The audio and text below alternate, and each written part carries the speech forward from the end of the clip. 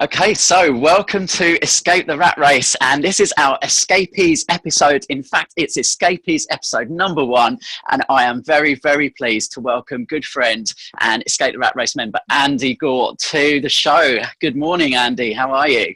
Fantastic, Chris. How about yourself? Yeah, excellent. Thank you. Enjoy my new kind of recording environment here today. So it's new on so many different ways today. Now, Andy, you've been a real sort of stalwart of Escape the Rat Race since day one. And, it's been an absolute pleasure to see your journey over the last few years.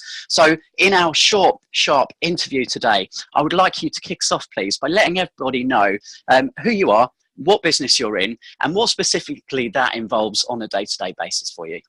Sure. So hi, everyone. I'm Andy Gaught. I am currently a property investor based in Staines in southwest London, but I invest in Southampton.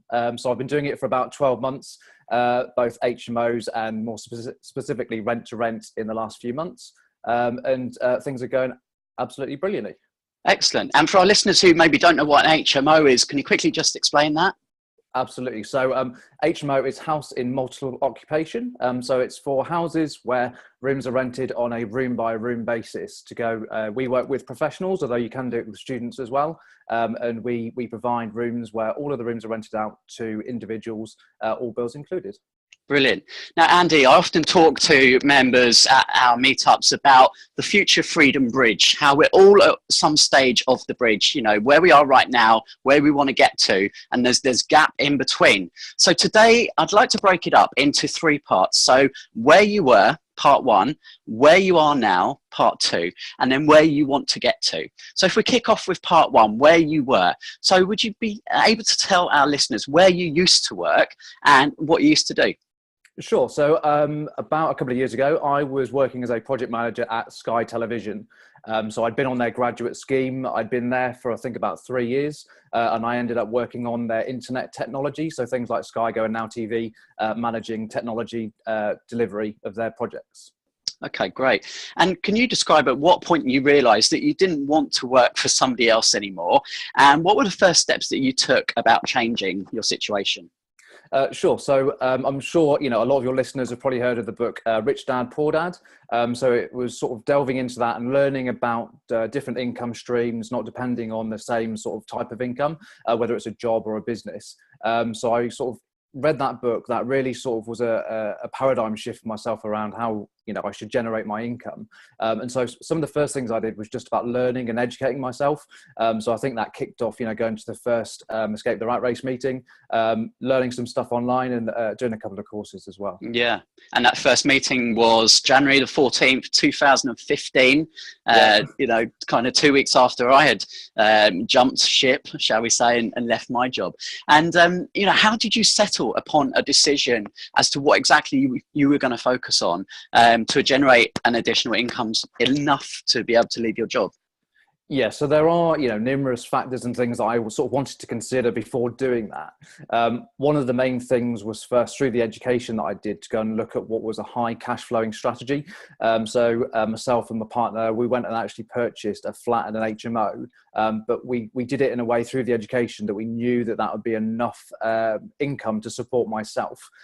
There are other factors as well. So whether it's lifestyle, whether you've got children, there are a few things that I really tried to look at to say, right, in my current situation, if I stopped that income stream from the job, would that put me in a strong enough position to be able to support myself to then start the business?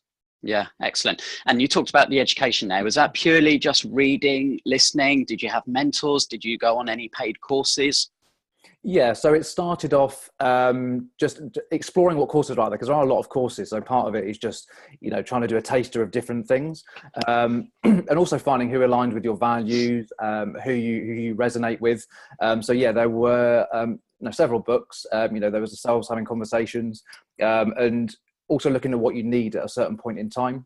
So I was very clear that I wanted to go and have some accountability. So I ended up doing a 12-month mastermind course, which finished last September. Right, brilliant.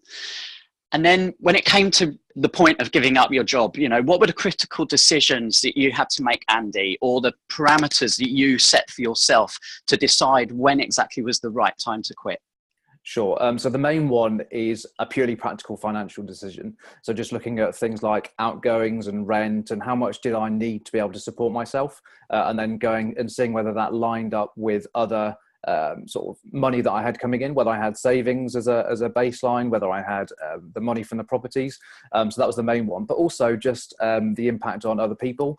So it wasn't going to affect, I haven't got any dependents, so that wasn't something that I needed to consider. But there were a couple of other things that, you know, within my circumstances, I wanted to make sure that were secure before making that leap. Sure. And do you remember your Escape the Rat Race day? Do you know the date? My date, it'll always be etched on my memory because it was the day of the EU referendum. So it's the 23rd of June, 2016. Oh, fantastic. So that was where you were, Andy. So if we move into where you are right now. So how long ago since you quit the rat race? You've just given us the date. So how long is that? About 18 months. Okay. Yeah. And can you share with us 3 of your biggest realizations that you've had since transitioning from being an employee to an entrepreneur? Sure. I think the first one is that when you're in a job, sometimes it's quite easy to do a similar thing day in, day out. So you do your job and it's quite easy to remain doing the same thing. As an entrepreneur, it's so important that you continually improve what you do. So, you know, day in, day out, I look and think, how can I do this better? How can I improve? How can I grow? And that's really, really important that you keep growing, because otherwise you won't be able to adapt to the market, the place in which you are trying to run your business. Secondly, is just knowing yourself. You know, Chris, I know you do a lot with the wealth dynamics. It's very much a case of looking at how do you work best? You know, do you need to go and have accountability? Do you need to change your environment? Do you need to go and spend a lot of time with other people, or can you work on your own? Just know yourself really well, because then you can go and change how you do things to make sure that you are successful as an entrepreneur. And keep sort of looking in that mirror thinking, what do I need to go and improve or change, stop doing, start doing to really make progress? Yeah. The last thing is just getting the help and support of other people. It can be quite a lonely business, you know, being an entrepreneur, you know, working on your own. And it's working with other people, but just also bouncing ideas, getting people to input, and even just socializing, just to make sure that you do keep, you know, building your relationships, which you sometimes get almost by default when you go to work, and it's working at it when you're the entrepreneur. Fantastic. No, I love those. Thank you, Andy. And so what is the best thing that you would say that you now experience as having your own business, having this freedom? So, I mean, to be clear, running your own business is a lot of hard work, but one thing that it has given me is flexibility with my time. So, for example, I may be working into some evenings, but that's because I can make the decision to perhaps do something different in the morning. And a prime example is I was able to visit my parents on Tuesday, soon into the new year, because I had the flexibility with my time to go and see them in the morning, and then I went to a networking meeting in the evening. So I had that sort of choice. Brilliant. Okay, so moving into part 3 then, Andy, of where you want to get to. So did you set yourself any goals or targets when you decided to leave your job and start your own business? And have you reached those already? Yeah, so as I said earlier, my strategy was rent to rent. So working with landlords who are struggling to go and rent their properties. And we set ourselves a target of getting 25 rooms by September last year. And we actually smashed that. We got 32 rooms. I mean, it's all bunched up. You know, it's not a linear process, but between July and October, or the end of September, we got 32 rooms across 6 houses, which we were really pleased with. Brilliant. And do you feel now, Andy, that you have greater potential to achieve all the things in your life now that you've got the control and own your own business? Yeah, absolutely. I mean, in terms of the things that we want to do, a lot of mine are you know, they're sort of personal things. They're not related to the business, but you need to have the financing and the time to be able to do them. So, you know, you hear a lot of people about sort of delaying holidays and experiences until they've retired, but now having my own business, you know, within the next couple of years will give me the time and the funding to be able to do some of the traveling or the you know, living abroad type ambitions that I want to in the future.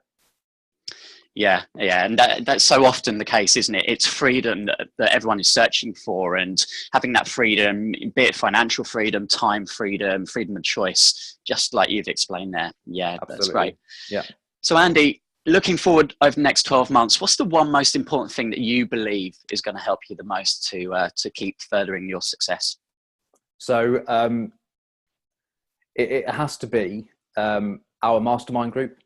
I have to say that there's a group of us who've joined together, I think about 8 people, and we've sort of created some real structure, real commitments. We've also got this, so the 12-week year, and it's really resonated because it's so often within a 12-month time frame to let things drift and think you've got a load of time.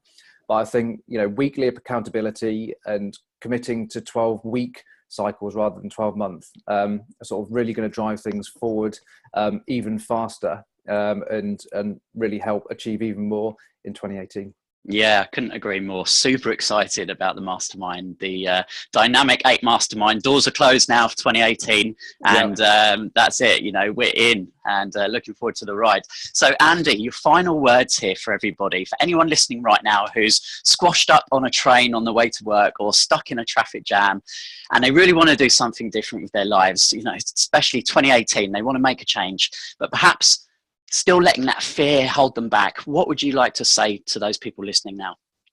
I would say listen to what your gut tells you, get advice from other people, and really reflect. Think about, it's a cliche, but think of the time when you're perhaps at the end of your life looking back on what you wish you had or had not done.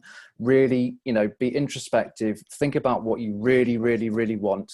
Speak to other people as well. Whether it's through groups like Christians, whether it's close friends and family, but really make the decision, go for what you want, and you will not regret it. Wonderful words. Well, Andy, thank you for being our very first guest on the Escapees episode of Escape the Rat Race Radio. You've been brilliant. You've shared really honest message there, and I'm sure you have inspired those that are listening. So I look forward to seeing you on Monday at the Mastermind meeting, and probably at next week's Escape the Rat Race meetup, the 1st of 2018 as well.